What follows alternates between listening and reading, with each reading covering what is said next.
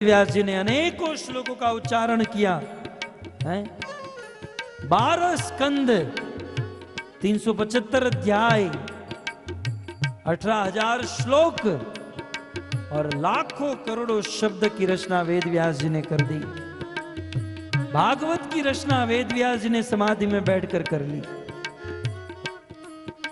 भागवत की रचना हो गई और भागवत की रचना करने के बाद सूत गोस्वामी एक सिद्धांत देते हैं कि वेद व्यास जी ने जीवों के कल्याण के लिए भागवत की रचना तो कर दी।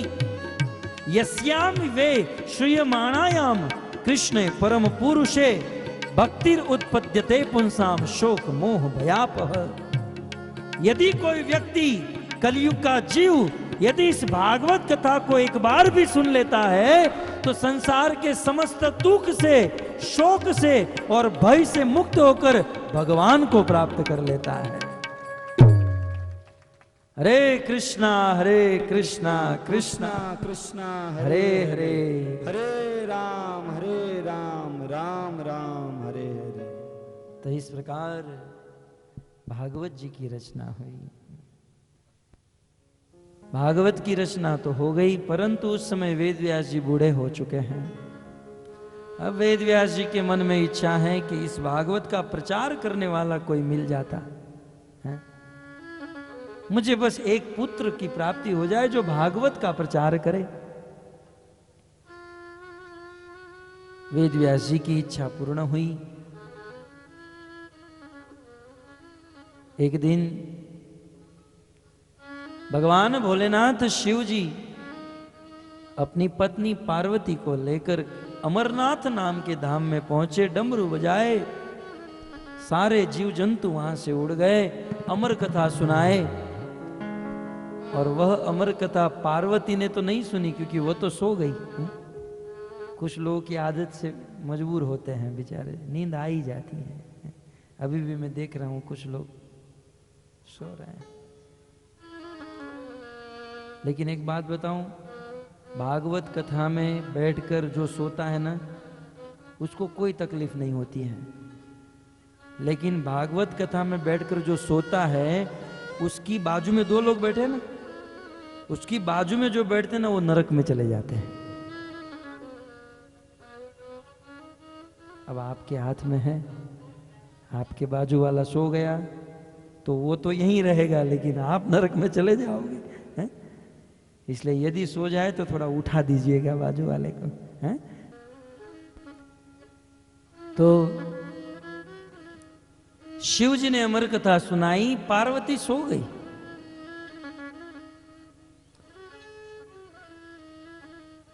परंतु अमर कथा समाप्त होने के बाद जब शिव जी की आंखें खुली, देखा श्रोता तो सो रहा है? एक बार संत तुकाराम का नाम सुना ना आपने? तुकाराम जी बहुत सुंदर भजन करते थे और भागवत बोलते थे। तुकाराम जी भागवत करते थे तो सब लोग, पूरा गांव उसमें आ जाता था। एक दिन तुकाराम जी भागवत करने लगे, इतने भाव में आ गए, इतने भाव में आ गए, आंखें बंद करके शुरू कर दिया। अब घड़ी तो ध्यान में नहीं रही, कैलेंडर तारीख बदल गई। समय तो बदल ही गया लेकिन कैलेंडर में तारीख भी बदल गई।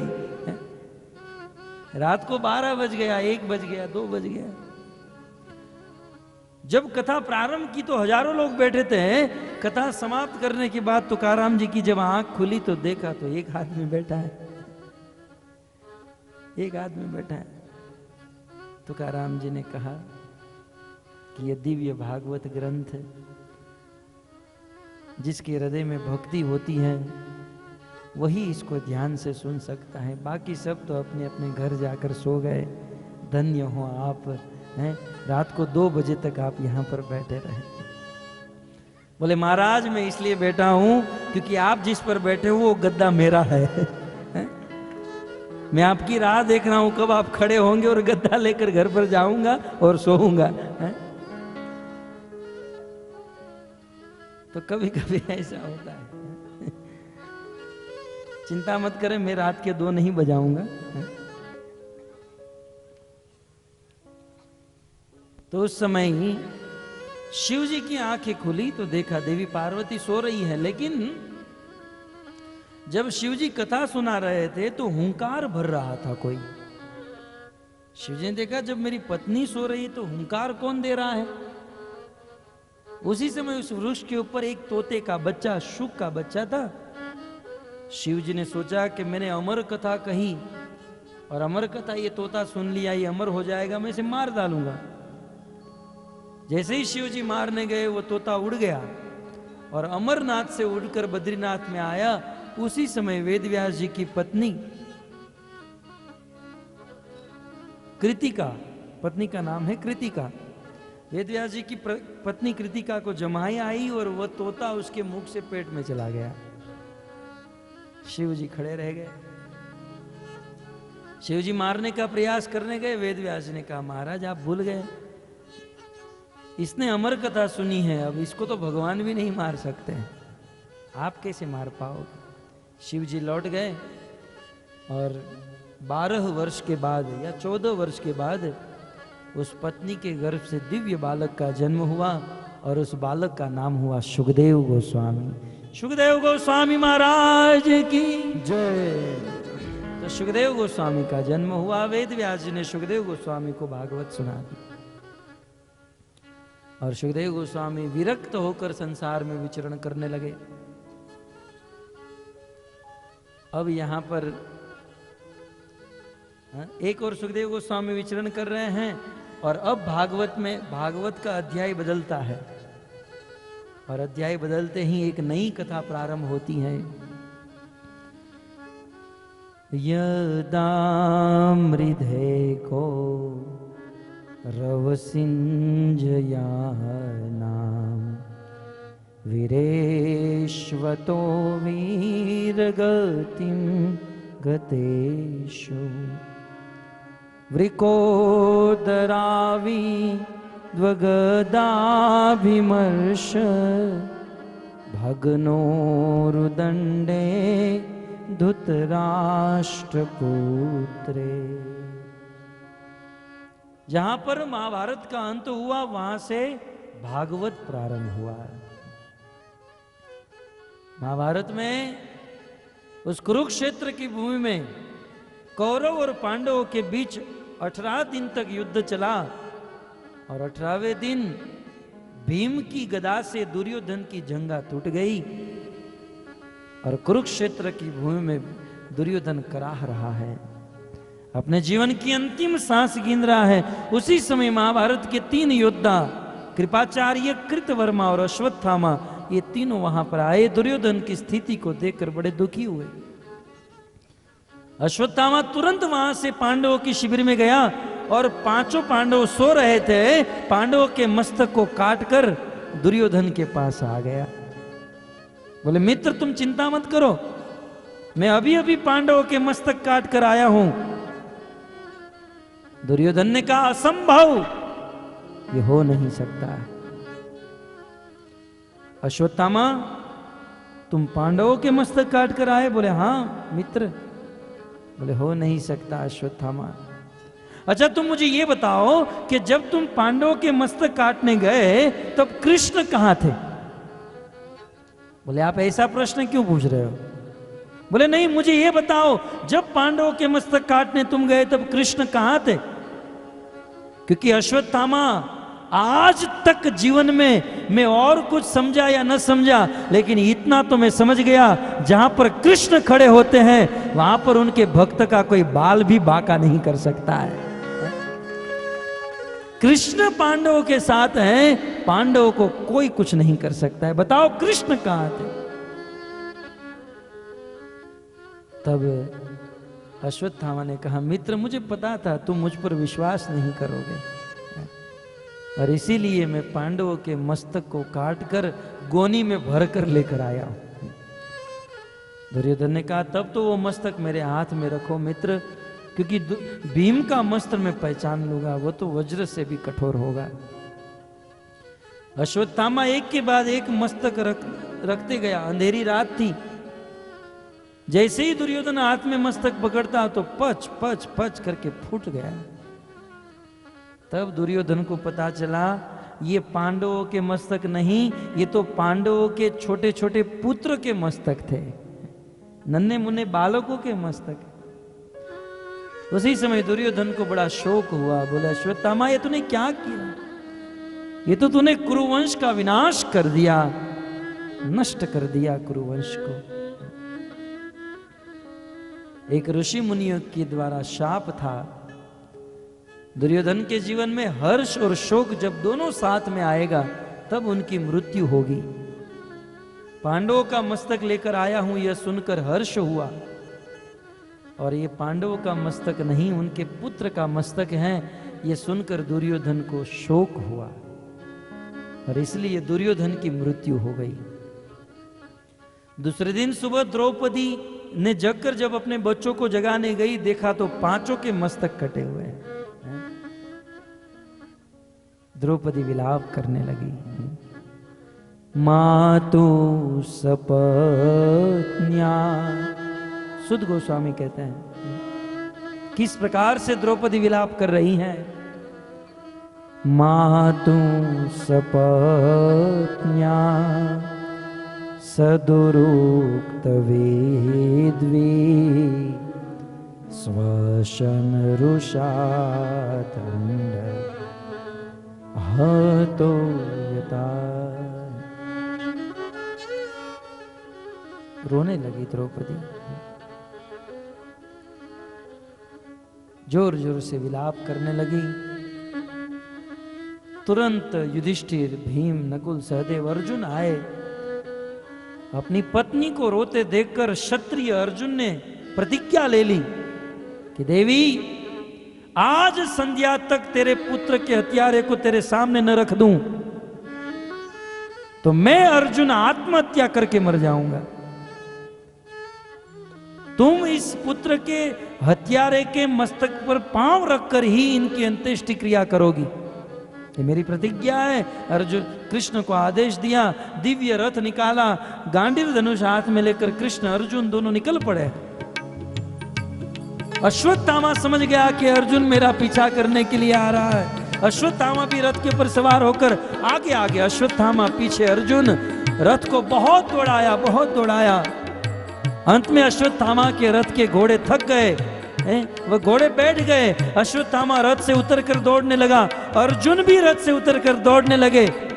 अश्वत्थामा ने देखा कि अब अर्जुन मुझे पकड़ लेगा। उसी समय अश्वत्थामा ने ब्रह्मास्त्र का संवाहन कर दिया। प्रलय के समान अग्नि प्रकट हो गई।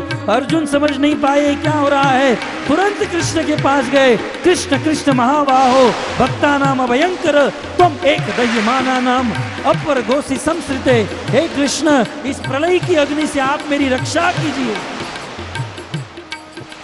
उस समय भगवान श्री कृष्ण ने अर्जुन को कहा, अर्जुन तुम भी ब्रह्मास्त्र चलाओ और दोनों ब्रह्मास्त्र एक साथ वापस खींच लो। अर्जुन ने ब्रह्मास्त्र चलाया, दोनों ब्रह्मास्त्र खींच लिए। ब्रह्मास्त्र शांत हुआ और अंत में अर्जुन के द्वारा अश्वत्थामा को पकड़ा गया। पशुवत पाशबंधम, जैसे किसी पशु को रस्सी से बांध दिया जाता है, वैसे अश्वत्थामा को बांध दिया और अश्वत्थामा को पकड़कर द्रौपदी के चरणों में डाल दिया। द्रौपदी के चरणों में अश्वत्थामा लेटा हुआ है।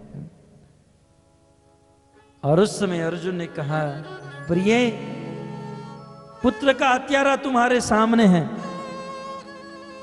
अब तुम ये तलवार हाथ में उठाओ और इसे मार डालो। द्रौपदी ने कहा, मैं नहीं मारूंगी पतिदेव, आप इसे छोड़ दो। अर्जुन ने कहा, छोड़ दो, अरे ये तो हत्यारा है, इसे मार दो। भक्तों, द्रौपदी में बहुत सुंदर गुण था। कई बार हम लोग सोचते हैं कि भगवान श्री कृष्ण द्रौपदी से इतना प्रेम क्यों करते हैं, है ना। द्रौपदी जब कभी भी कृष्ण को एक बार भी पुकारती हैं, कृष्ण प्रकट हो जाते हैं। इतना प्रेम क्यों करते हैं? क्योंकि भक्तों, द्रौपदी में बहुत सुंदर गुण है और वह गुण है दया का। भक्तों, क्षमा करना ये बहुत बड़ा गुण है। द्रौपदी ने क्षमा कर दिया, यद्यपि 5 पुत्र का हत्यारा था, लेकिन फिर भी क्षमा कर दिया। भक्तों, क्षमा करने वाला व्यक्ति दुनिया में बहुत बड़ा माना जाता है। भूल तो सबसे होती है ना, हम लोग भगवान तो नहीं है, और मनुष्य तो भूल करने के लिए ही बना है। अब बताइए, बड़े बड़े देवताओं से भूल हो जाती है, देवताओं के राजा इंद्र के द्वारा कितनी भूल होती है, तो मनुष्य से तो भूल होती है, लेकिन ऐसे मनुष्य को क्षमा कर देना ये बहुत बड़ा गुण है। इसलिए तो कवियों ने कहा ना, क्षमा बड़न को चाहिए, छोटन को अपराध। क्षमा बड़न को चाहिए, छोटन को अपराध। बड़ा आदमी या बड़ा हृदय वाला क्षमा कर देता है। पृथ्वी का भी एक नाम है क्षमा है। क्षमा का गुण होना चाहिए। वैसे भक्तों, बोलने के लिए तो बहुत कुछ है, परंतु मैं तो, प्रभु जी ने कहा टच करना, मैं तो मात्र प्रसंग को स्पर्श कर रहा हूं। आप ये मत समझिए मैं कथा कर रहा हूं, मैं तो मात्र भागवत की अनुक्रम मणिका सुना रहा हूं। केवल एक एक प्रसंग में एक से एक उपदेश सिद्धांत छुपे हुए हैं, गूढ़ रहस्य, गूढ़ तत्व। लेकिन द्रौपदी में क्षमा का गुण है। और अंत में अर्जुन ने अश्वत्थामा को कुरूप बनाकर छोड़ दिया। अश्वत्थामा चला गया, लेकिन बदले की आग में अश्वत्थामा ने 6 ब्रह्मास्त्र छोड़े। 5 ब्रह्मास्त्र 5 पांडवों के ऊपर, और 6ठा ब्रह्मास्त्र अर्जुन का एक पुत्र था अभिमन्यु, वो तो मर चुका था, लेकिन अभिमन्यु की पत्नी जिसका नाम था उत्तरा, और उत्तरा के गर्भ में एक बालक था। अश्वत्थामा ने सोचा पांडव भी मरेंगे, और वो जो बालक है उस बालक को भी मार डालूंगा, कुरुवंश का विनाश हो जाएगा, सफाया हो जाएगा। तो 6ठा ब्रह्मास्त्र छोड़ा उत्तरा के गर्भ के ऊपर। और उस समय भगवान श्री कृष्ण हस्तिनापुर से द्वारिका जाने के लिए तैयार हो गए थे, है ना। कई दिनों से हस्तिनापुर में आए थे अपनी 16,108 पत्नियों को छोड़कर। कृष्ण की कितनी पत्नी थी? 16,108। आजकल के लोग तो कृष्ण को दोष देते हैं, आपके भगवान कैसे हैं 16,108 पत्नी रखते हैं।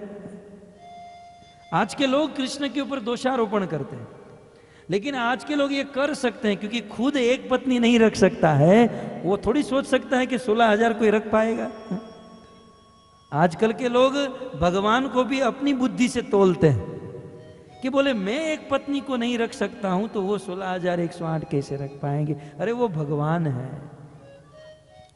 16,108 पत्नी, और प्रत्येक पत्नी के 10-10 पुत्र, है ना, और एक एक पुत्री, और सब के लिए महल और घर और सब कुछ था। और भगवान को याद आई कि अब मैं घर पर वापस जाऊंगा। अरे भगवान को अपने पुत्र और अपनी पत्नी की याद आई है, क्योंकि वो सच्चा प्रेम करते हैं। आज का पति अपने घर को छोड़कर बाहर जाता है, 10 दिन हो जाता है, फिर भी पत्नी की याद आती है। फिर भले घर पे रहते हुए रात दिन झगड़ा करते रहे, बच्चे में कोई ठिकाना ना हो, काला कलूटा है, कहीं भी पेशाब कर देता है, लेकिन फिर भी बच्चों और पत्नी की याद आ ही जाती है। और कृष्ण के बच्चे और कृष्ण की पत्नी तो सच्चा प्रेम करने वाले थे ना, याद आई। कृष्ण ने कहा अब मैं द्वारिका जा रहा हूं। तो हस्तिनापुर से द्वारिका जाने के लिए भगवान श्री कृष्ण रथ के ऊपर सवार हो गए। उद्धव जी और सात्यकी जी बस अब राह देख रहे हैं आदेश की, कैसे मैं रथ चलाऊं। और जैसे ही रथ चलने जा रहा है उसी समय उत्तरा दौड़ती दौड़ती कृष्ण के शरण में आई। पाहि पाहि महायोगी देव देव जगतपते, पाहि माम, हे कृष्ण आप मेरी रक्षा करो। कृष्ण ने कहा क्या हुआ? तब उत्तरा कहती है कृष्ण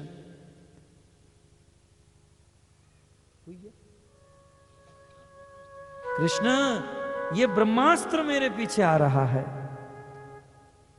कृष्ण ने कहा कि ये ब्रह्मास्त्र तुम्हारे पीछे आ रहा है और तुम अपनी रक्षा चाहती हो तो मेरे पास क्यों आ रही हो?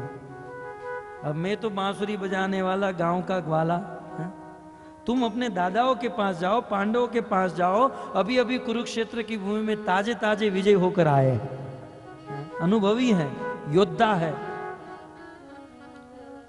तब उत्तरा ने बहुत सुंदर बात बताई।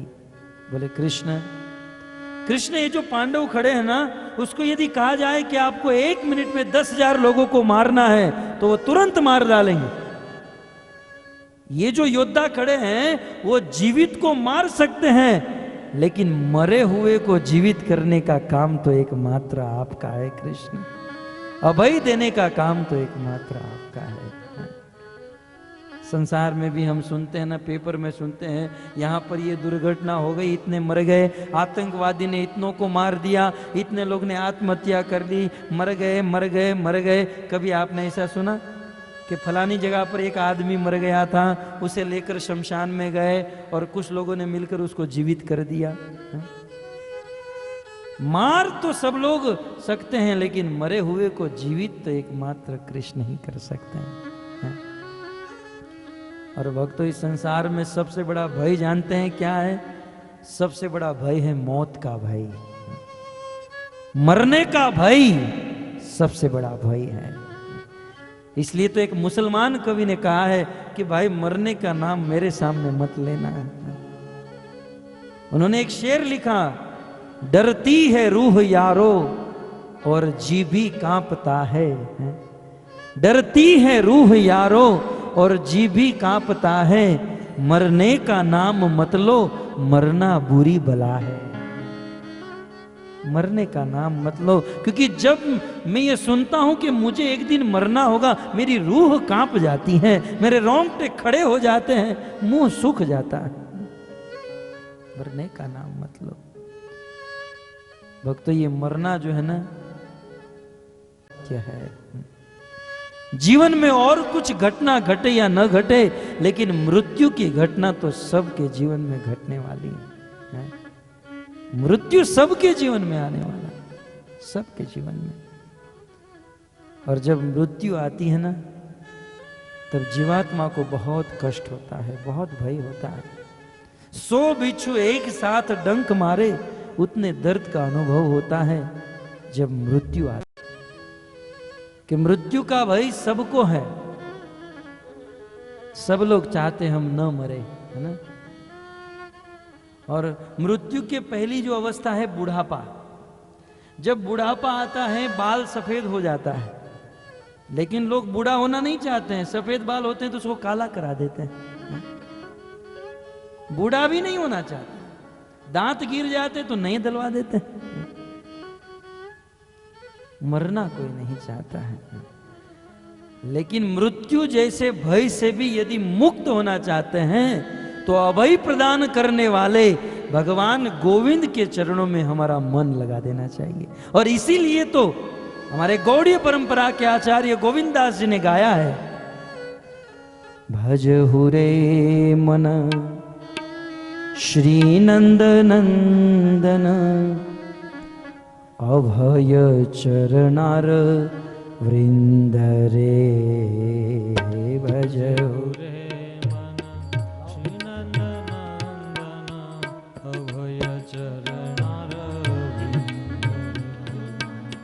भजहु रे मन श्री नंद नंदन, अभय चरणार वृंद।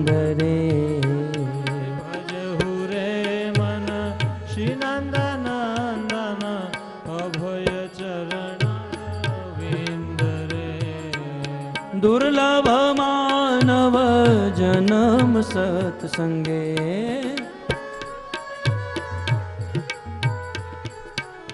दुर्लभ मानव जन्म सत्संगे, दुर्लभ मानव जन्म सत्संगे, दुर्लभ मानव जन्म सत्संगे दुर्लभ मानव जन्म सत्संगे तरहु ये भव सिंधु रे तरहु ये भव सिंधु रे भजहु रे मन श्री नंद नंदन अभय चरनार विंद रे भजहु रे मन श्री नंद नंदन जय हो। अभय चरनार विंद रे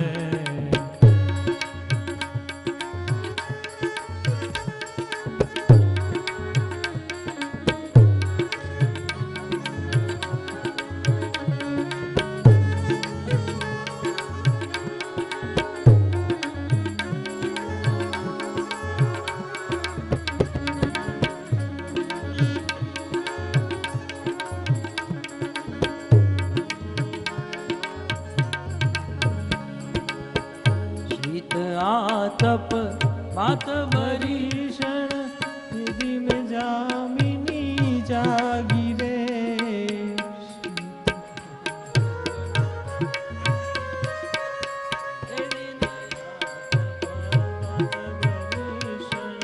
शीत आतप बात भरीषण ए दिन यामिन जागी रे शीत आतप बात भरीषण ये दिन जामिनी जागी रे विफल से विनु कृपण दुर्जन विफल से विनु कृपण दुर्जन विफल से विनु कृपण दुर्जन विफल से विनु कृपण दुर्जन सफल सुख लव लागी रे सफल सुख लव लागी रे भजहु रे मन श्री नंद नंदन अभय चरनार वृंद रे भजहु रे मन श्री नंद नंदन अभय चरनार विंद रे दुर्लभ मानव जन्म सत्संगे दुर्लभ मानव जन्म सत्संगे दुर्लभ मानव जन्म सत्संगे दुर्लभ मानव जन्म सत्संगे तरहु ये भव सिंधु रे तरहु ये भव सिंधु रे ये धन यौवन पुत्र परिजन इते किया छे पर तीरे ये धन यौवन पुत्र परिजन इथे किया छे पर रे ये धन यौवन पुत्र परिजन इते किया छे पर तीरे ये धन यौवन पुत्र परिजन इथे किया छे पर रे गोविंद दास जी कहते हैं इस संसार में हम लोग धन के ऊपर भरोसा रखते हैं, ये धन मेरे जीवन में सुख लाएगा। हम लोग रात दिन धन को कमाने की मेहनत करते हैं, पुत्र परिजन की सेवा करते हैं, लेकिन जब मृत्यु का समय आएगा न तो हमें धन बचा पाएगा न पुत्र परिजन हमें बचा पाएंगे। हमारा जीवन तो कमल के पत्ते के ऊपर पानी की बूंद के समान है, कब हवा आए और वो बूंद गिर जाए इसका कोई भरोसा नहीं। इसलिए कहते हैं ये धन यौवन पुत्र परिजन इते किया छे पर तीरे धन यौवन पुत्र परिजन इथे किया छे पर तीरे कमल दल जल जीवन टलमल कमल दल जल जीवन तलमल कमल दल जल जीवन टलमल कमल दल जल कमल दल जल जीवन टलमल, कमल दल जल जीवन तलमल, भजहु हरिपद नीति रे, भजहु हरिपद नीति रे, भजहु रे मन श्री नंद नंदन, अभय चरनार वृंद रे, भजहु रे मन श्री नंद नंदन, अभय चरनार वृंद रे, श्रवण कीर्तन स्मरण वंदन, पाद सेवन दास्य रे, श्रवण कीर्तन स्मरण वंदन, पाद सेवन दास्य रे। यदि संसार के समस्त भय, यहाँ तक काल रूपी मृत्यु के भय से मुक्त होना चाहते हैं तो क्या करना चाहिए? कहते हैं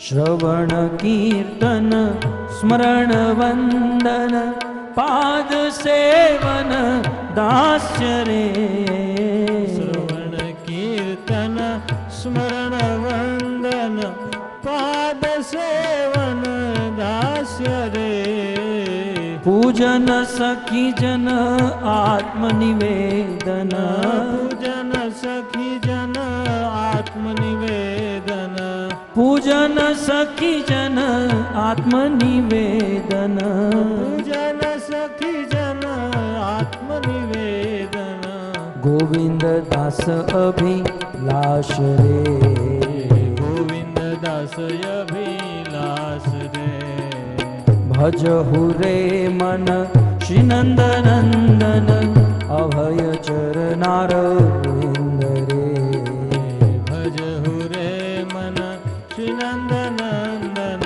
अभय चरनार वृंद रे, भजहु रे मन श्री नंद नंदन, अभय चरनार वृंद रे।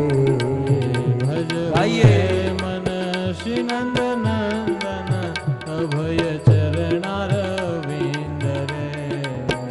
जय जय नंद यशोदा दुलार, गिरिवर दारी गोपाल, जय जय नंद यशोदा दुलार, गिरिवर धारी गोपाल, गोपाल गोपाल गोपाल गोपाल, गोपाल प्रेम से गोपाल गोपाल गोपाल, गोपाल गोपाल गोपाल गोपाल, गोपाल गोपाल गोपाल गोपाल, जय जय नंद यशोदा दुलार, गिरिवर दारी गोपाल, जय जय नंद यशोदा दुलार, गिरिवर धारी गोपाल, जय जय नंद यशोदा दुलार, गिरिवर दारी गोपाल, जय जय नंद यशोदा दुलार, गिरिवर धारी गोपाल। श्री कृष्णचंद्र भगवान की जय।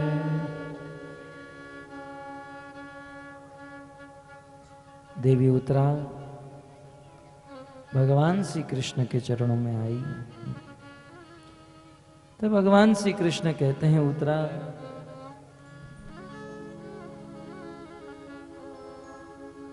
तुम ब्रह्मास्त्र से अपनी रक्षा चाहती हो, परंतु अब तुम्हारे पति तो इस संसार में है नहीं। तुम्हारे पति अभिमन्यु युद्ध रणभूमि में वीर गति को प्राप्त हो चुके हैं, और जिस नारी का पति इस संसार में न हो वह नारी जिए या मरे, क्या अंतर पड़ता है? राम के वनवास जाते समय देवी सीता भी यही बात कहती हैं, जीय बीनु देह नदी बिन वारी, ऐसे ही नाथ पुरुष बिनु नारी। हे नाथ, इस संसार में तुम्हें छोड़कर मेरे पास और कौन है। एक पत्नी के लिए उनका पति ही सब कुछ होता है। जैसे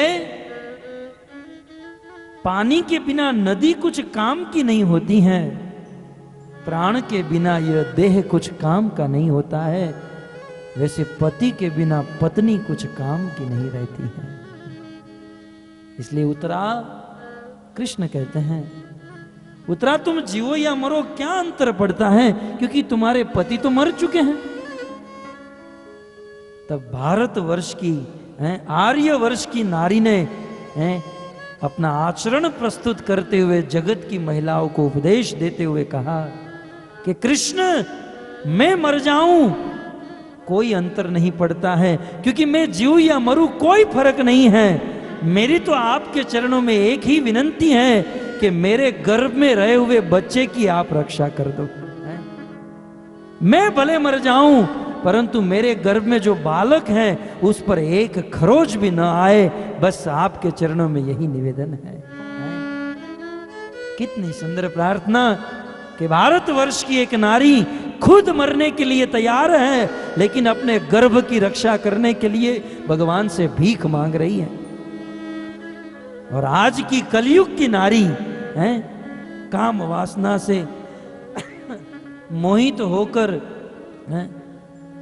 पुरुष का संग करते हैं, और जब गर्भ होता है तब गर्भपात करा देते हैं, गर्भ हत्या करा देते हैं, गर्भ को नष्ट कर देते हैं। दिन भर दिन कलयुग में गर्भपात की संख्या बढ़ रही है, और कसाई जैसे डॉक्टर चंद पैसे के लोभ में उस बालक की हत्या कर देते हैं।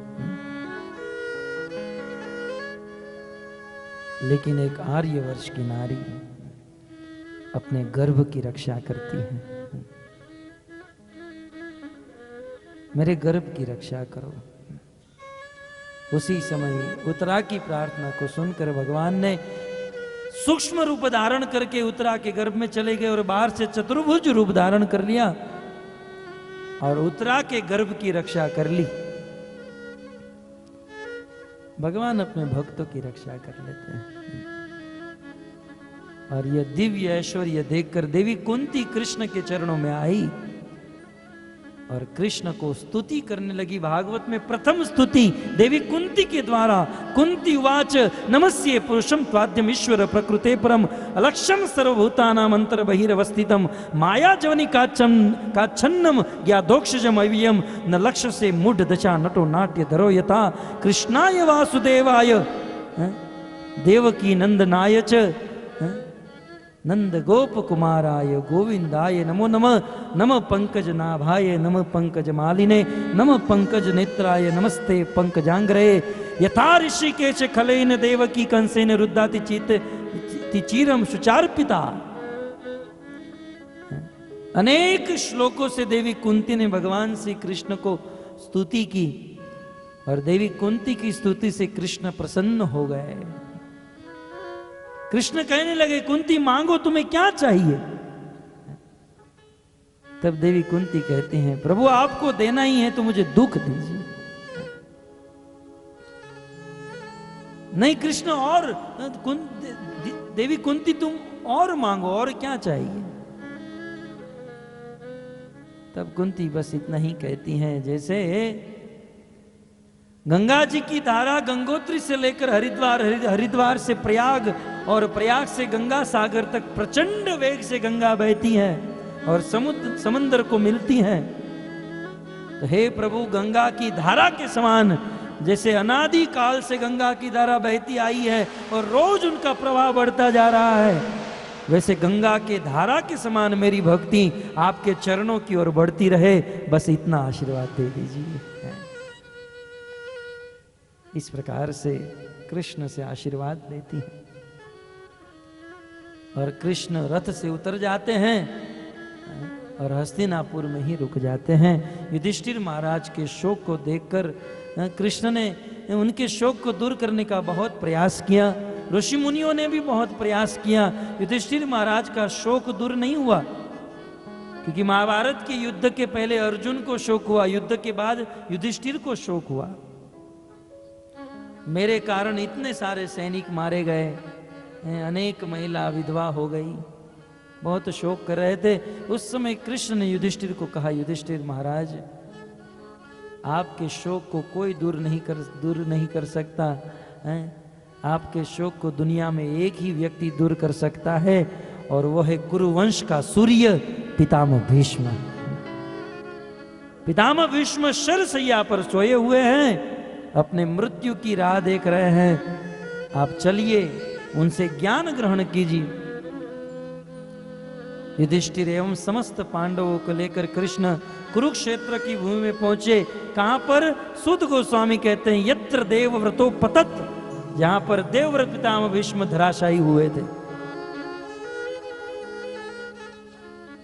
युधिष्ठिर महाराज ने प्रणाम किया, पितामह भीष्म ने ज्ञान दिया, और कृष्ण को देखकर पितामह भीष्म कृष्ण को आदेश देते हैं, सदैव देवो भगवान प्रतीक्षता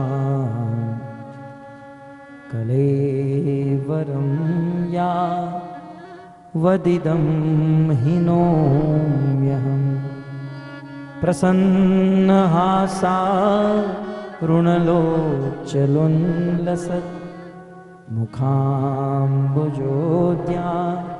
न पथश्चतुर्भुजम्।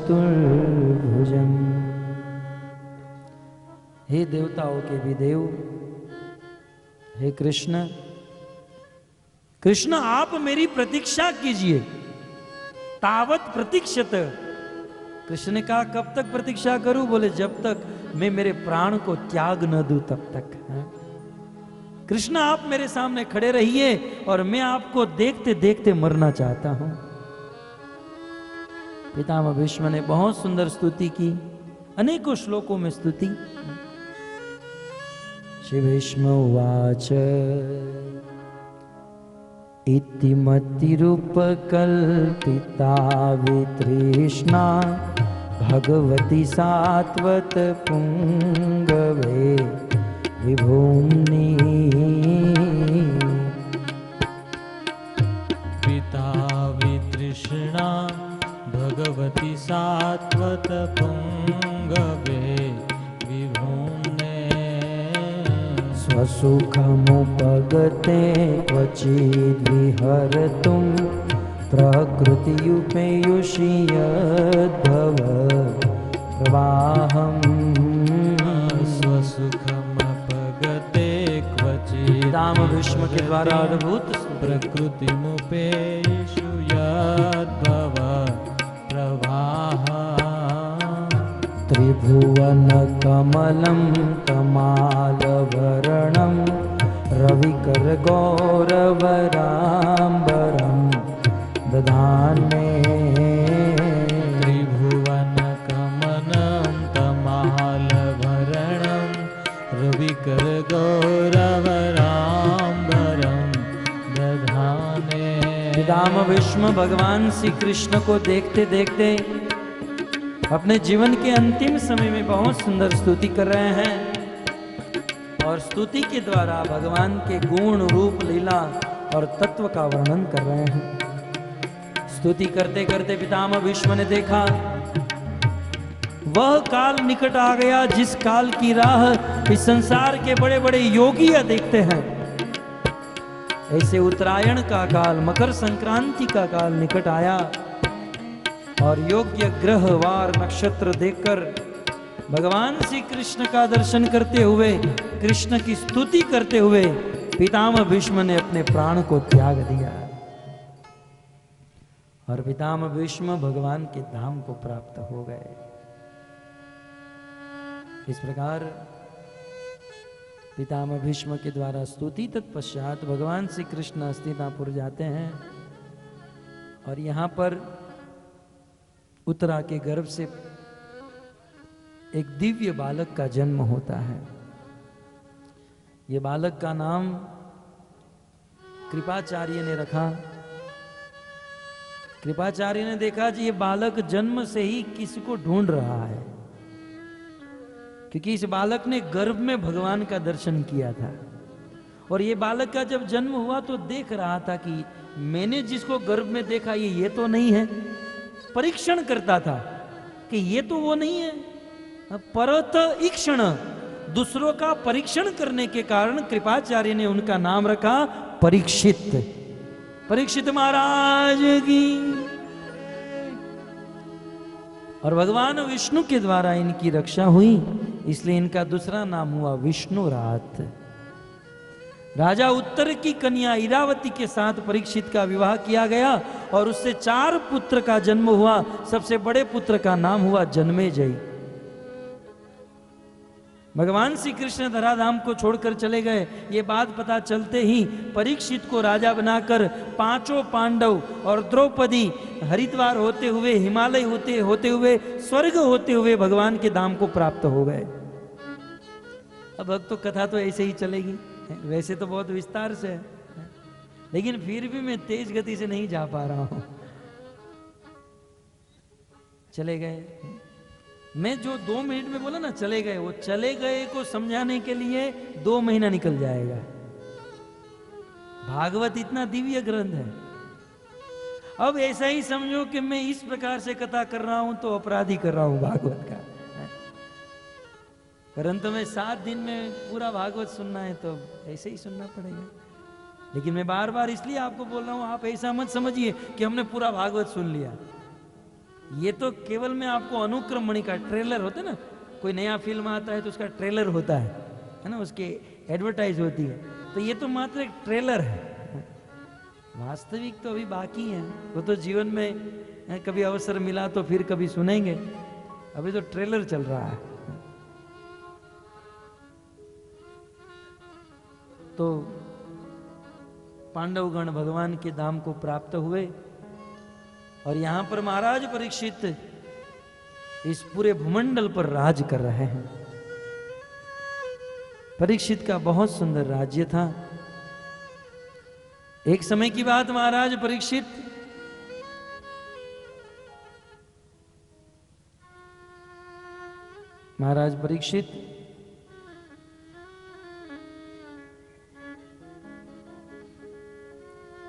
दिग्विजय करके अपने राज्य में वापस लौटे।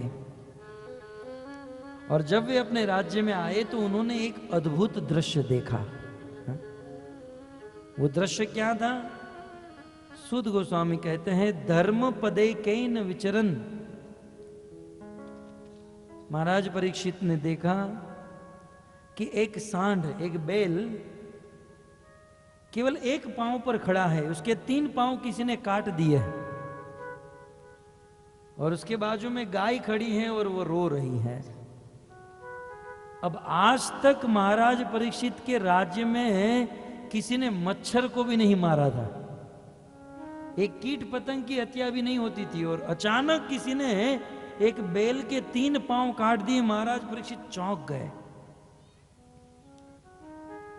और तुरंत महाराज परीक्षित अपने रथ से नीचे उतर गए, उस बैल के पास गए, बोले बताओ तुम्हें किसने मारा है, किसने पांव को काटा? बैल कुछ नहीं बोला। बोले एक बार नाम ले लो, किसने तुम्हारे पांव को काटा? कुछ नहीं बोला। बोले नाम नहीं लेना है तो इशारा कर दो। बार बार कहने पर वो बैल कुछ नहीं बोल रहा है। जब महाराज परीक्षित ने बहुत पूछा तब वो बैल मनुष्य भाषा में बोला, बोले महाराज आप मेरे दुख का कारण जानना चाहते हो? अब मेरे दुख का कारण तो मैं भी नहीं जानता हूं। कुछ लोग कहते हैं हमारे जीवन में दुख आता है हमारे कर्मों के कारण, तो कुछ लोग कहते हैं हमारे स्वजन हमें दुख देते हैं, कुछ लोग कहते हैं हमें दुख देने वाले देवता है, और कुछ लोग कहते हैं संसार में सुख दुख कुछ नहीं है, तो मात्र मन की भ्रांति है। अब आप तो राजा हो, राजा बुद्धिमान होते हैं। अब राजन आप ही बताइए मेरे दुख का कारण क्या है। महाराज परीक्षित तो बुद्धिमान थे, तुरंत महाराज परीक्षित समझ गए कि ये साधारण बेल नहीं, इस बेल के मुख से धर्म का तत्व निकल रहा है। ये बेल नहीं, ये बेल के रूप में साक्षात धर्म आकर खड़ा है। क्योंकि धर्म का एक सिद्धांत है, इस संसार में जो व्यक्ति गलत काम करता है उसे पाप लगता ही है, लेकिन गलत काम करने वाले का यदि कोई नाम ले लेता है तो उसको भी उतना ही पाप लगता है। यह धर्म का सिद्धांत है। गलत काम करने वाले को पाप लगता है, लेकिन उसकी चर्चा करते ना, फलानी तो ऐसी है, वो स्त्री तो ऐसी है, वो आदमी ऐसा है वैसा है। कुछ लोग फुर्सत से दूसरों की निंदा करते हैं, दूसरों की चर्चा करते हैं। तो गलत काम करने वाले को तो पाप है ही, लेकिन उनकी चर्चा करने वाले को उतना ही पाप लगता है। यह है धर्म का सिद्धांत। विचार कीजिए भक्तों, हम लोग दिन में कितनी बार दूसरों की निंदा करते हैं?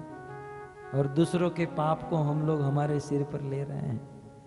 इसलिए जब समय मिले तो दूसरों की चर्चा न करके भगवान की चर्चा करनी चाहिए। हरे कृष्णा कृष्णा कृष्णा हरे हरे, हरे राम राम राम हरे हरे। परंतु महाराज परीक्षित ने वहां पर देखा तो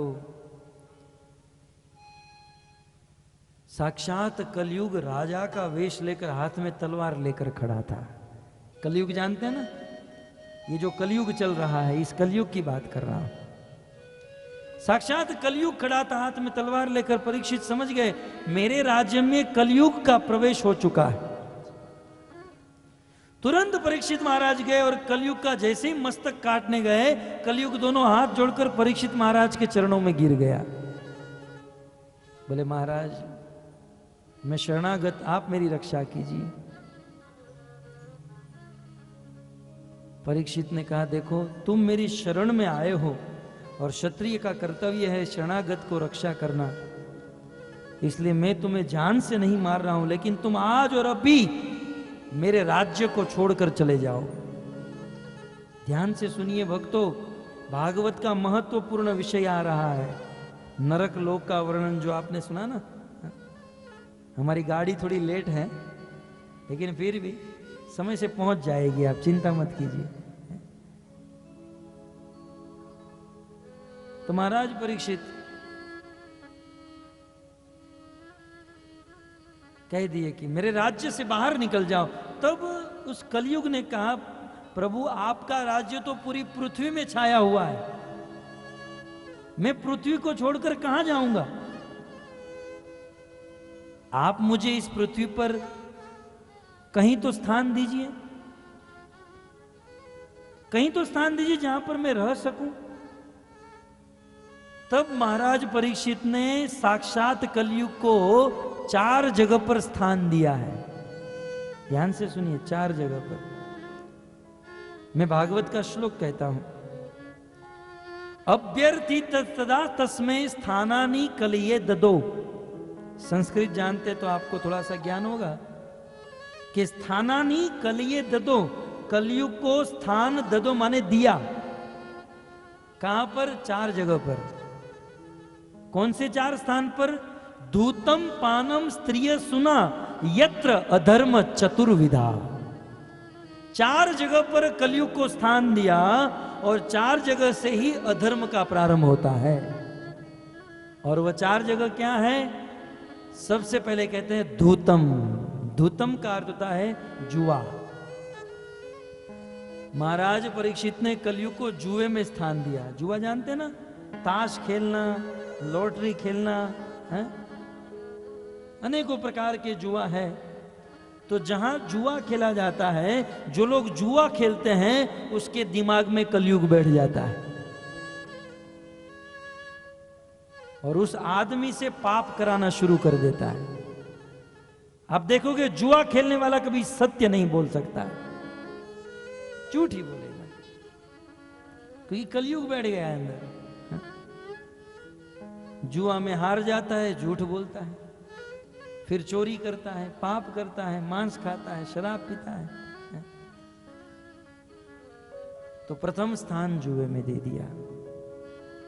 इसलिए शिल प्रभुपाद जी कहते हैं यदि मनुष्य बनना चाहते हो, भक्त बनना तो ये दूर की बात है, पहले आदमी तो बनो, बाद में भक्त बनना। कुछ लोग कहते हैं प्रभु मैं भगत बनना चाहता हूं, पहले तू आदमी बन, तू पशु है। आदमी बनने की ये कथा हो रही है, भक्त तो हम बाद में बनेंगे। आदमी बनना चाहते हो, एक सज्जन मनुष्य बनना चाहते हो, तो सबसे पहले जुआ खेलना बंद करो। क्योंकि जुआ खेलने वाला आदमी कभी धर्म के मार्ग पर अड़ग नहीं रह सकता है, कभी नहीं रह सकता। प्रथम स्थान जुए में दिया। दूसरा स्थान कहते हैं पानम। महाराज परीक्षित ने कलयुग को दूसरा स्थान दिया जहां पर नशा किया जा रहा हो। कह दिया जो लोग नशा करते हैं कलयुग, तू उनके दिमाग में जाकर बैठ जा। उस दिन से लेकर आज तक जो लोग नशा करते हैं उसमें कलयुग का वास है। नशा माने शराब का नशा है? दारू का नशा, गांजा का नशा, सिगरेट का नशा, तंबाकू का नशा, गुटखा का नशा, जितनी भी तंबाकू, गुटखा, जर्दा। और भक्तों, चाय और कॉफी भी एक नशा है। अब सत्य कहूंगा, भागवत व्यासपीठ पर बैठकर गलत नहीं कहूंगा। कुछ लोग बोलते हैं कि आज तक यहां पर इतनी भागवत कथा हुई और उस भागवत कथा में तो महाराज जी ने ऐसा नहीं कहा था। मैं सत्य कहूं, वो महाराज जी खुद चाय और कॉफी पीते हैं, आपको क्या बताएंगे? खुद चाय कॉफी पीने वाला दूसरों को क्या उपदेश दे सकता है? यहां इस्कॉन में जो भागवत कथा होती हैं वो तो सबसे पहले जीवन में आचरण किया जाता है, फिर दूसरों को उपदेश दिया जाता है। तो कलयुग का दूसरा स्थान नशा, चाय, कॉफी, सिगरेट, तंबाकू, शराब। इसलिए यदि धर्म का पालन करना चाहते हैं, मनुष्य बनना चाहते हैं, नशा नहीं करना चाहिए। अब आप लोग बुद्धिमान हो, ज्यादा क्या बताना है ना। तीसरा स्थान कहां पर दिया? दूतम पानम स्त्रीय। तीसरा स्थान दिया स्त्रीय, जहां पर अवैध संग हो रहा हो। अपनी पत्नी को छोड़कर या अपने पति को छोड़कर पर पुरुष संग, पर स्त्री संग होता है, वहां पर कलयुग का वास होता है। और चौथा स्थान कहां पर दिया? सुना, जहां पर अखाद्य वस्तु खाई जा रही हो। जो लोग मांस खाते हैं, अंडा खाते हैं, मछली खाते हैं, और यहां तक जो लोग प्याज और लहसुन खाते हैं, उसके दिमाग में कलयुग का वास होता है। ये मैं नहीं कहता हूं, ये भागवत कहता है। क्योंकि प्याज की कंपनी वाले से मेरी कोई दुश्मनी नहीं है कि मैं उसकी फैक्ट्री बंद कराना चाहता हूं। जो प्याज का बिजनेस करते हैं, मेरा कोई उसके साथ शत्रुता नहीं है। भागवत में लिखा है, और आप लोग भागवत सुनने आए हो। इसका पालन करोगे जीवन धन्य हो जाएगा, पालन नहीं करोगे तो पशुओं की तरह भटकोगे और मरोगे, कुछ नहीं हो पाएगा। तो सत्य बात है। सत्य कड़वा होता है लेकिन अच्छा होता है। दवाई भी कड़वी होती है ना, लेकिन आंख बंद करके वह दवाई का घुट उतार देंगे तो बुखार चला जाएगा। वैसे इस कड़वे घुट को उतार दीजिए, जीवन धन्य बन जाएगा। कुछ लोग कहते हैं हम तो चाय के बिना रह नहीं पाते हैं, तो क्या हम लोग मर रहे हैं चाय के बिना?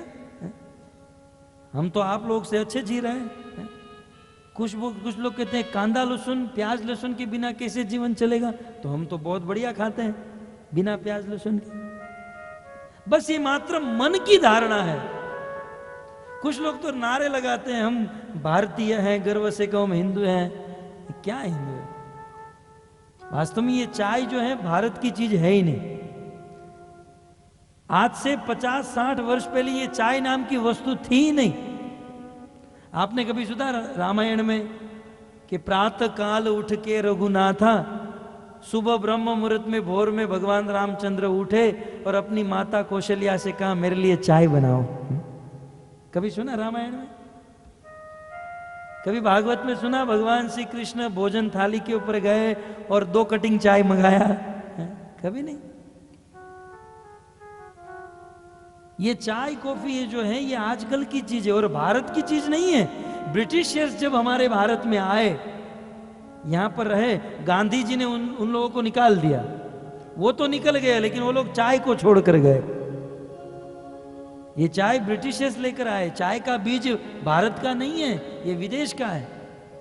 और उस चाय के बिना हम लोग रह नहीं पाते हैं और कहते हैं गर्व से कहो हम भारतीय। क्या खाक भारतीय है?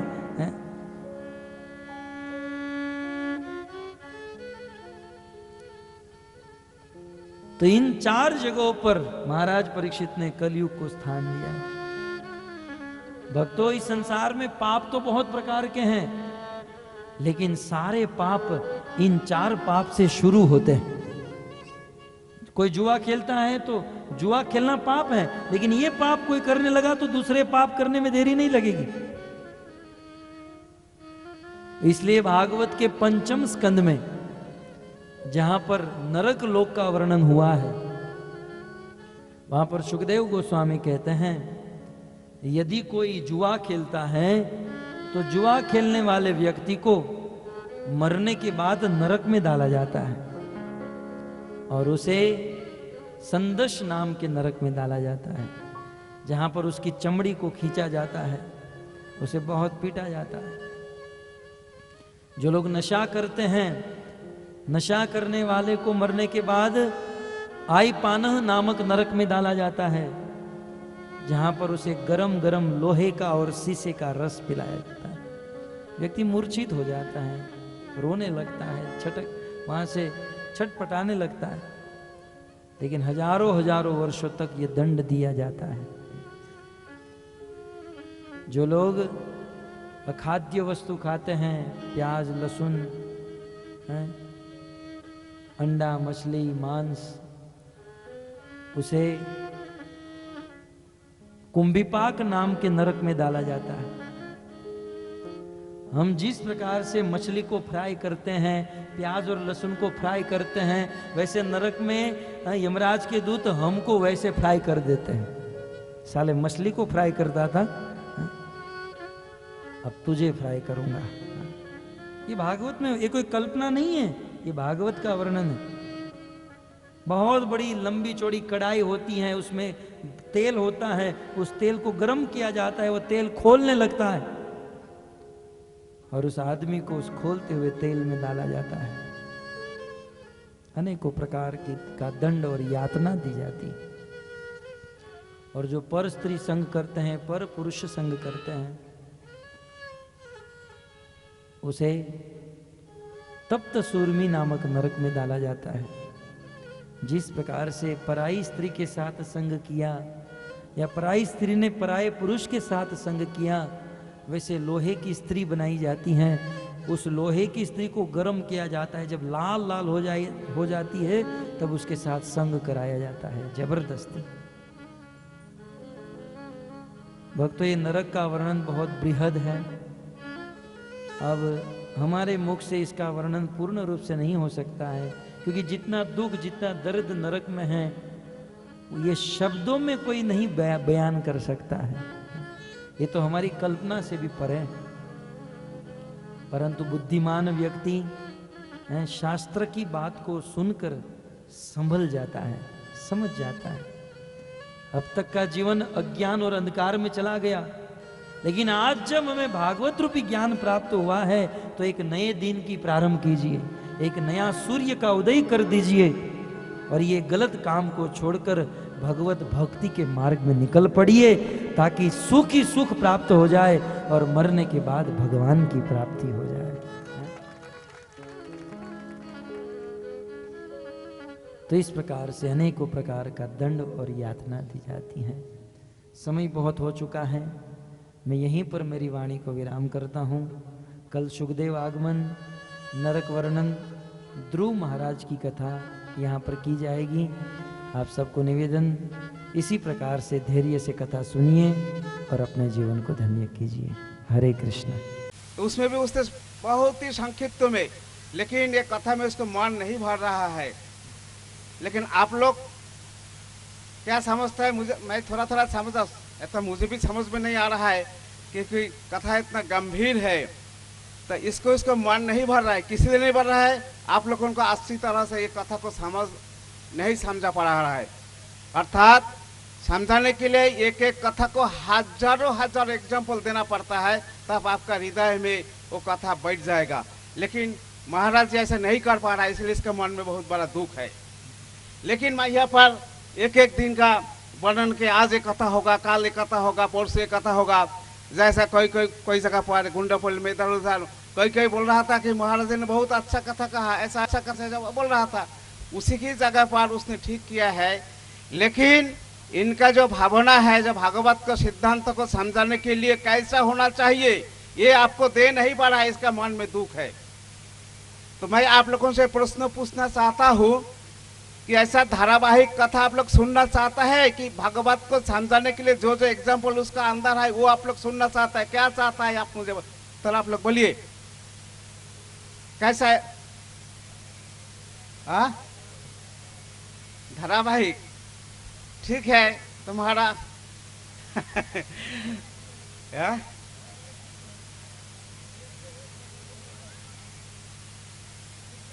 तो जैसा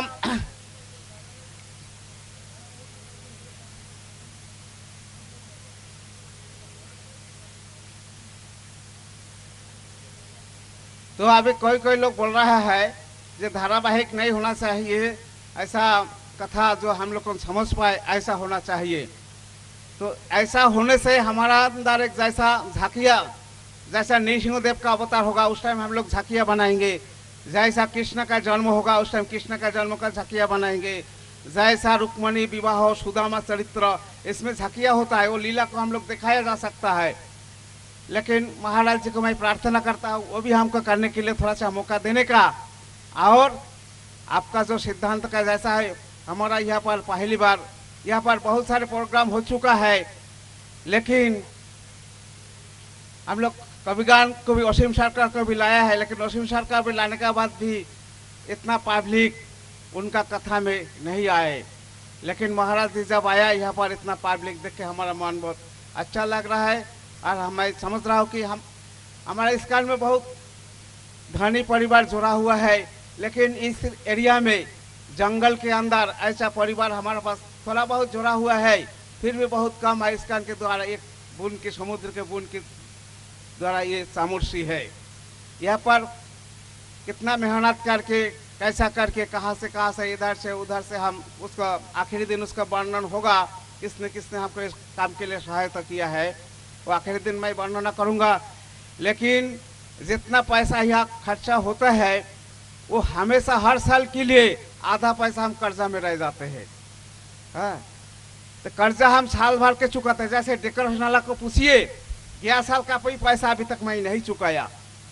हाँ, 11 साल का पैसा भी मैं नहीं चुकाया, फिर भी वो लोग हमारा अपना है, भगवान का प्रचार उनको प्रचार करता हूँ, वो हर साल आ जाता है। लेकिन दूसरी का वो नहीं आता।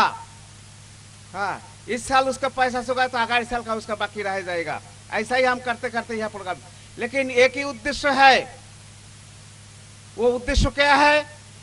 आप लोग थोड़ा भगवान को जानिए। हम लोग जो कहाँ से आया, कहाँ तक जाना है, मुझे क्या करना है और मुझे कहाँ पहुँचना है, इसको जानने के लिए हमारा ये प्रयास है। ऐसा इसके अंदर कोई भी व्यक्ति महाराज का उपदेश को समझ जाए तो हमारा ये जीवन धन्य हो जाएगा। और पैसा जैसा भी हो हमारा बहुत आनंद मिलेगा, सुख मिलेगा। इसी सुख क्या मैं अच्छा रहूं, अच्छा खाऊं, अच्छा ये सुख नहीं है। आप लोग के संसार मृत्यु समुद्र से पार होकर भगवान के धाम में पहुंचिए, यही मेरा सुख है और दूसरा कोई सुख नहीं है। और इसी सुख को प्रयास करने के लिए ये मेरा इतना कठिनाई है, इतना तकलीफ है। आप लोगों को मुझे आशीर्वाद कीजिए क्योंकि प्रभुपाद जी ने प्रभुपाद जी के पास सिर्फ 40 रुपया में इतना बड़ा संस्था बनाया। 40 रुपया में इतना बड़ा संस्था प्रभुपाद जी ने बनाया। और ये जंगल यहाँ पर शेर रहता था, आप सब लोग जानता है, ये शेर रहने वाला जगह है। और यहाँ पर मैं जब आए गांव से, गांव में आने का यहाँ पर जंगल में जब हमारे खेत में जाते थे, बाजू से शेर भाग जाता था। अभी सामूसी तहसील ऑफिस जहाँ पर बना हुआ है, यहाँ से शेर बैल पकड़ के लेके जाता था। ऐसे हमारा गौशाला से भी 2 बैल को लेके गया है, और उसी जगह पर भागवत कथा हो रहा है। इसीलिए आप लोगों को थोड़ा भगवत धाम पहुंचाने के लिए ये मेरा प्रयास है, और दूसरा कोई मेरे प्रयास नहीं है। लेकिन ये प्रयास के लिए मुझे धन का आवश्यकता, कलयुग में धन का बिना तो कुछ होता ही नहीं है। तो आप लोग धन मुझे दे या ना दे, मैं कैसे भी करके मैं जगह जगह बार भिक्ष मांगू, या मैं जन्म मरने के बाद मैं कर्जा में रह जाऊँ। अरे कर्जा में रहने के बाद मैं नरक में भी चला जाऊँ। जो कर्जा में रहता है वो नरक में जाता है, ये सभी लोग बोलता है। लेकिन मैं नरक में रहते भी मुझे मन में दिल खुश होगा कि ना चामुंडा में ऐसा एक जंगल में एक भक्त बनकर मैंने इतना किया है, ये मेरा खुशी है। लेकिन मैं वैकुंठ में जब शरण में जाने वक्त मुझे सुख लगे, जहाँ पर है वहाँ का लोग और वहाँ का पब्लिक इतना दुखी में है, इसमें मुझे आनंद नहीं मिलेगा। नरक में बैठ के भी मुझे आनंद मिलेगा नहीं, मैं इतना करके प्रयास किया है। यही मेरा प्रयास है। तो महाराज जी को मैं प्रार्थना करता हूँ कि आपका भावधारा में कथा कहिए, और थोड़ा सा हमको मौका भी दीजिए, थोड़ा झांके भी हम दिखा सकते हैं। तो जिस दिन नृसिंहदेव भगवान का आविर्भाव होगा, उस दिन नृसिंहदेव भगवान प्रहलाद का थोड़ा झांकी दिखाई जाएगी। कल ठीक है, ध्रुव महाराज का बोला, ध्रुव महाराज कैसे तपस्या किया, एक बाल बच्चे को बनाएंगे, उसका झांकी कल दिखाई जाएंगे। हाँ, तो आज कथा महाराज जी ने यहाँ पर, और सबसे बात यह है कि महाराज जी का थोड़ा तकलीफ भी है। वो तकलीफ जैसा कलियुग है, कलियुग में जो बताया ना, कलियुग हमेशा प्रयास करता है, बताया था परसों, जो 7 जनों से 7 व्यक्तियों से प्रचार कराए। तो ऐसा कलियुग में कली देव तो साधु का संत का रूप में भी जन्म लिया है। मैं एग्जाम्पल एक बताऊं, एग्जाम्पल है, एक संत ने भागवत कर रहा था, तो उनका गुटखा खाने का बहुत, तंबाकू खाने का बहुत आदत है। तो वो जो बीच में कथा कर रहा था, ऐसा तंबाकू घुट रहा था, धीरे धीरे मुंह में डाल रहा था। तो डाल रहा था तो थू आता है ना, तो बाजू में थोड़ा थू फेंकता है। तो बीच में चर्चा कर रहा है, अरे कैसा महात्मा है, भागवत कहता है और उसको थू फेंक रहा है, सबसे चर्चा हो रहा है। लेकिन उसके कान में चला गया। जब कान में चला गया, जाने के बाद महात्मा जी ने बोल रहा है, देखो व्यासपीठ पर बैठ के जो भागवत कथा सुनाता है ना, उसका मुंह से गंगा जमुना बह जाते हैं। हाँ, ऐसा उसने बोला। तो बोलने के बाद उसके अंदर एक संत मतलब एक भक्त ने, अच्छा चतुराई, भक्त भी चतुराई होता है, वो दूसरे दिन आया, वो आके थोड़ा पाउडर लेके आया। आने के बाद महाराज ये थोड़ा प्रसाद है, ले लीजिए। तो प्रसाद बोला तो उन्होंने ले लिया। तो प्रसाद तो है, पाउडर लग रहा है, वो टेस्ट नहीं है। प्रसाद बोला क्या प्रसाद दिया, से कुछ टेस्ट नहीं है। तो बोले महाराज कल ने आपने कथा सुनाया था ना, जो भागवत कथा कहता है उसे मुख से गंगा जमुना बह जाते हैं। लेकिन बहुत दिन हो गया, हमारा पिताजी गुजर गया, तो मुझे इलाहाबाद जाने के लिए टाइम नहीं मिला। तो मैंने क्या उसका हड्डी अस्थि तो रखा था, वो पाउडर पाके बना के लेके आया, आपको दे दिया, क्योंकि आपका मुंह से गंगा जमुना बह जाता था, हमारे पिताजी का उद्धार हो जाएगा। तो ऐसा भी होता है ना। तो ये कलियुग में संत का रूप में, कलिदेव संत का रूप में भी आविर्भाव है। तो ये कथा जो है, मैं आगे और बोलना नहीं चाहता हूँ, माफी बात चाहता हूँ ज़्यादा बोल दिया तो। लेकिन आप इनका तकलीफ है, तो ये तकलीफ के बाद भी आपको कथा सुना रहा है। हाँ, तो कल भी आप लोग आइए, और आपका लिए प्रसाद का भी हम व्यवस्था करके रखा है। आप लोग थोड़ा प्रसाद लिए बिना मत जाइए। और अभी भगवत का आरती होगा, और सब आरती में खड़ा होकर आरती का दर्शन कीजिए। हरे कृष्ण। विमल विराग विवेक विकासिनी,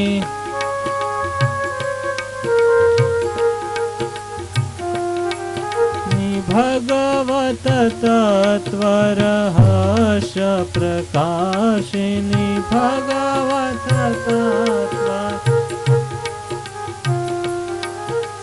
परम ज्योति परमात्म ज्ञान की,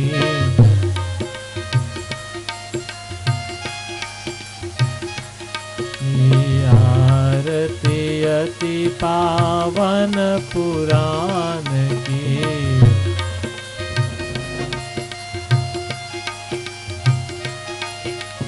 परमहंस मुनि मन उल्लासिनी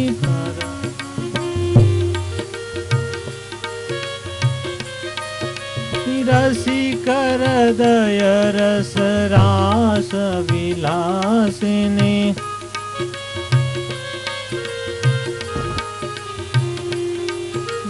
भोक्ति मुक्ति रति प्रेम सुदासिनी।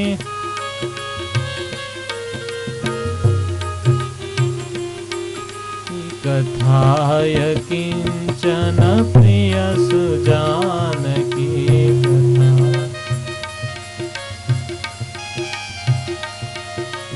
आरती अति पावन पुराण की।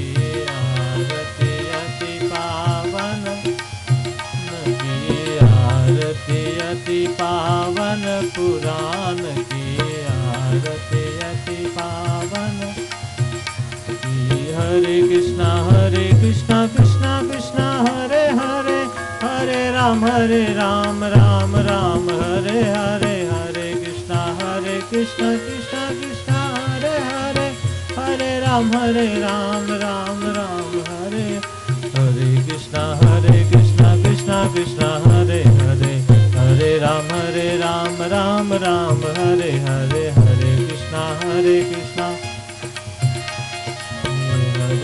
हरे राम राम हरे हरे। हरे कृष्णा कृष्णा कृष्णा हरे हरे, हरे राम राम हरे हरे। हरे कृष्णा हरे हरे, हरे राम राम हरे हरे। कृष्णा कृष्णा कृष्णा हरे हरे।